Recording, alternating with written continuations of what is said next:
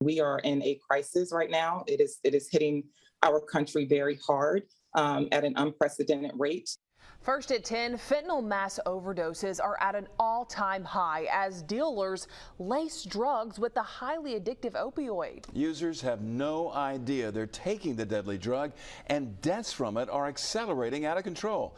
Tonight, the DEA is sending out an urgent warning. Fox 10's Lee Peck is on this story for us tonight. And Lee, the DEA here in Alabama is hoping to get ahead of this deadly problem. Well, they are, Shelby and Byron. Last year in the U.S., more people died from fentanyl than gun and auto-related deaths combined. And even though Alabama hasn't recently seen any of the mass fentanyl overdoses yet, they say it's just a matter of time. Specific to Alabama, absolutely. It is absolutely all over the entire state.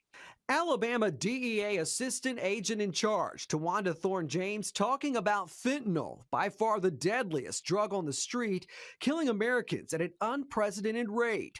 Fentanyl mass overdoses, meaning 3 or more occurring around the same time and location, have been investigated recently in at least 7 U.S. cities, resulting in nearly 60 overdoses and 28 deaths. It is very addictive and very deadly, and the drug traffickers are putting fentanyl in everything. And so you're seeing the overdose deaths occur, whereas an individual may think that they're buying cocaine or they're being sold heroin or methamphetamine, but it's actually laced with fentanyl.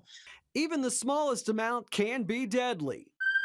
911, do you need police, fire, and medical? I have 3 people that are, apparently they seem to be passed out drunk, not waking up in my parking lot. Like 2 of them are on the ground. This body camera video is from Seminole County, Florida. Deputies called to a gas station in 2018, 2 men and a woman unresponsive from an apparent overdose. Yo, bro, wake up. And I've never responded to one where there's 3 people and they're laid out completely unresponsive, turning blue, the colors leaving their faces. It's scary. Got 3 Narcan deployments. All 3 given multiple doses of Narcan, an opioid inhibitor, most officers now required to carry with them. Investigators later determining the drugs they took were laced with fentanyl. Then I said, can you be candid with me? What did you think you were taking?